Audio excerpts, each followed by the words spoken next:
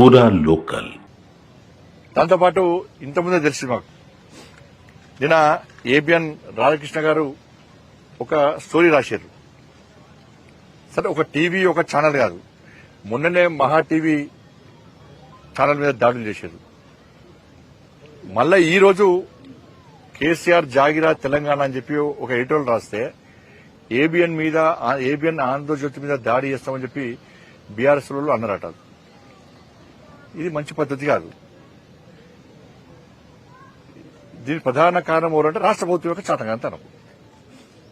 ఇప్పుడు మహా టీవీ మీద దాడి చేసినప్పుడు ఈ రాష్ట్ర ప్రభుత్వం కఠినంగా వివరిస్తే, ఆ గుండాలను కఠినంగా శిక్షిస్తే ఈ పరిస్థితులు ఉత్పన్నం కావు.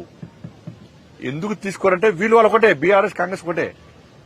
నువ్వు కొట్టినట్టు అయ్యి నేను ఏడ్చినట్టు చేస్తా అనేటువంటి ఆలోచనతో వీళ్ళిద్దరున్నారు.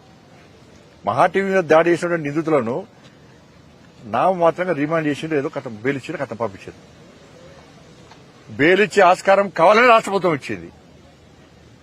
ఆ రోజు కఠినంగా వివరిస్తే ఇలా ఏబిఎన్ మీద దాడి చేస్తాం అనేవాళ్ళు కాదు. ధైర్యంగా మేము దాడి చేస్తామంటే నేను అడుగుతున్నా, ఇప్పటికే మరి రామచంద్రరావు గారు ఆదేశించారు యువమోర్చాలను. ఇలా బీఆర్ఎస్ పార్టీకి ఒక ఛానల్ ఉన్నది, ఇలా ఏబిఎన్ మీద మీరు దాడి చేసి చూపట్టండి, ఏబిఎన్ మీద దాడి చేసి చూపట్టండి. చుక్కలు చూపడతారు మా వాళ్ళు. యువమోర్చా కార్యకర్తలు రెడీ ఉన్నారు. మీకు అక్కడక్కడ 10 మంది 20 మంది వస్తారు. మీకు మా వాళ్ళు 100 మంది ఉన్నారు.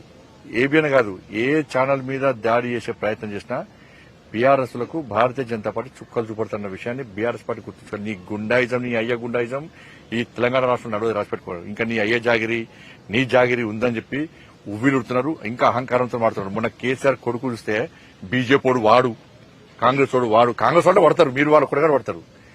ఇంకొకసారి బీజేపీలను వాడు వీడని వాడితే బిడ్డని కాన్వాయి రోడ్ల మీద ఎదుర్కొంటూ చేస్తాం. బిడ్డ నువ్వు తమాషాలు చేస్తున్నావు బాగా. నీ అయ్యని చూసి నీ బతికేంది, మీ అయ్య బతికేంది, మీ బతికేంది. ఎస్, రాధాకృష్ణ అనేది వాస్తవం.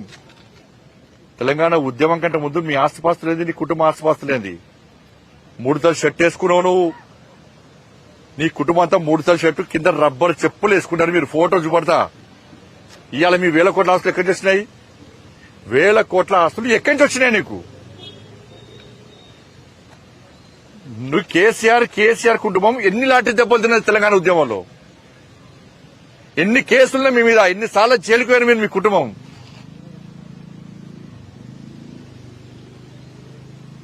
తెలంగాణ రాష్ట్రం అప్పుల పాలైంది.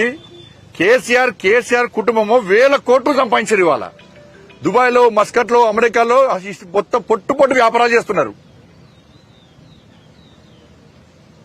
ఎక్కడ చేస్తే మీకు పైసలు చెప్పండి? వ్యాపారాలు చేసిరా? ఇలా ఉద్యమ సమయంలో ఈ కేసీఆర్ అనే వ్యక్తి ప్రచారార్థం లోన్ తీసుకుంటే, లోన్ కట్టకుంటే ఈయన మెడల్ వంటి కింద దించి ప్రచారార్థం కూడా కూర్చుకపోయారు. ఈయన లోన్ తీసుకొని వెహికల్ కొనుక్కుంటే, ఫైనాన్స్ పైసలు కట్టకుంటే ఫైనాన్స్ కూడా వచ్చి ఈయన మెడల్ వంటి దించి ఆయన కారు కూడా గుంజుకపోయారు. ఫైనాన్స్ పైసలు కట్టలేని స్థితిలో ఉన్న కేసీఆర్ కుటుంబం ఇలా ఇన్ని 1000 కోట్ల రూపాయలు ఎక్కడి నుంచి వచ్చినాయి?